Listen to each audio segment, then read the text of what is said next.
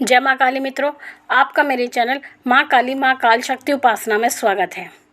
मित्रों, अगर आप किसी भी भगवान की पूजा करते हैं या किसी भी देवता की, अपने इष्ट की पूजा करते हैं, तो कई बार ऐसा करते हैं कि आप अपनी मन्नत रखते हैं, अपनी इच्छा रखते हैं, अपनी कामना रखते हैं उस देवता के पास।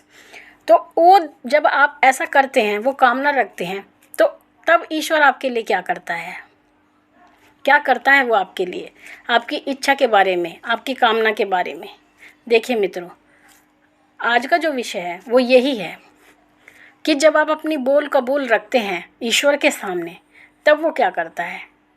देखिए मित्रों, अगर आप अपनी कोई इच्छा रखते हैं तो ईश्वर आपकी वो इच्छा सुनता है और उस इच्छा के बदले आप ईश्वर से कहते हैं कि आप मेरी इस कामना को पूर्ण कर दें, तब मैं आपके लिए ये भोग दूंगा, प्रसाद दूंगा, भंडारा दूंगा, जागरण कराऊंगा, जगराता रखूंगा माता का, या भजन कीर्तन करूंगा। आप जो भी मन्नत रखते हैं, या कावड़ लेके आऊंगा, या नंगे पैर आपके मंदिर आऊंगा, या जो भी बोल कबूल आपने अपने मन में रखी है, या जो भी इच्छा रख करके आपने भोग प्रसाद का वचन ईश्वर को दिया है, तब उस परिस्थिति में ईश्वर आपके लिए क्या करता है।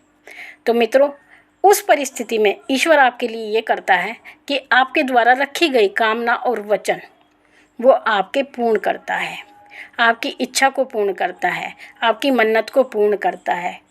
तो उसके बाद जब आपकी इच्छा पूरी हो जाती है, आपकी मन्नत पूरी हो जाती है, तो आप क्या करते हैं, आपने जो वचन ईश्वर को दिया था, जो ईश्वर ने आपको वचन दिया अदृश्य रूप से, उसने आपसे कुछ नहीं बोला, उसने आपकी बात सुनी, केवल आपकी बात सुनी, लेकिन बदले में प्रत्युत्तर में उन्होंने आपसे कुछ नहीं कहा।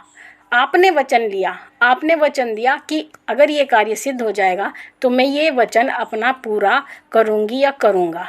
लेकिन इस परिस्थिति में जब आपका कार्य बन जाता है तो आप अपने वचन को भूल जाते हैं। बहुत बार ऐसा होता है, अधिकतर ऐसा होता है।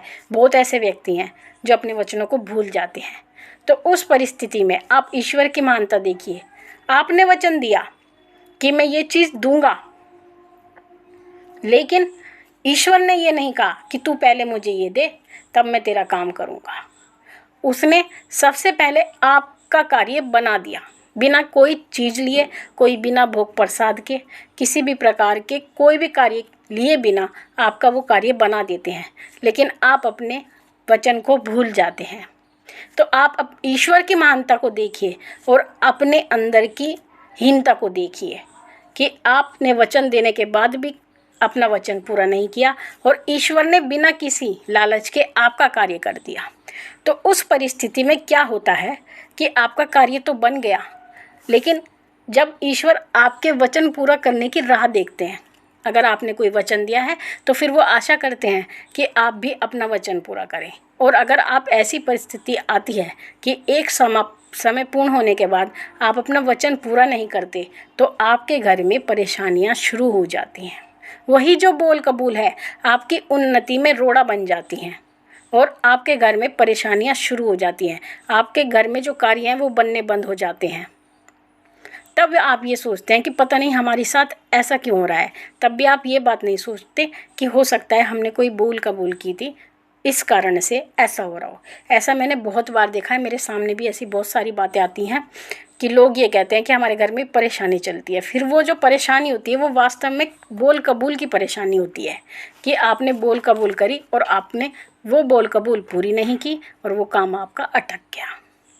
तो मित्रों, अगर आप पहली बात जो मैं कहती हूँ, आप कोशिश ये करें कि कभी भी कोई भी बोल कबूल ना रखें।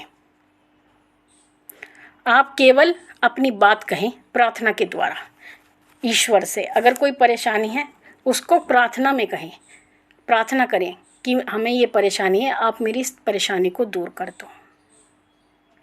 और दूसरी चीज़, अगर आप ऐसा नहीं कर पाते, क्योंकि मैं बोल कबूल के बहुत खिलाफ रहती हूँ। मैं क्यों कहूँ, ईश्वर कोई नौकर थोड़े ना है कि मैं उसको लालच दूंगी वो मेरा काम करके देगा। मैं केवल अपनी सेवा से उनको प्रसन्न करना चाहती हूँ, अपनी पूजा भक्ति से प्रसन्न करना चाहती हूँ, अपनी प्रार्थना के द्वारा अपनी इच्छा बताना चाहती हूँ कि ये मेरी प्रार्थना है, ये मेरी इच्छा है। उसके बाद अगर मेरी इच्छा पूर्ण हो जाएगी तो मैं उन्हें भोग प्रसाद दूंगी।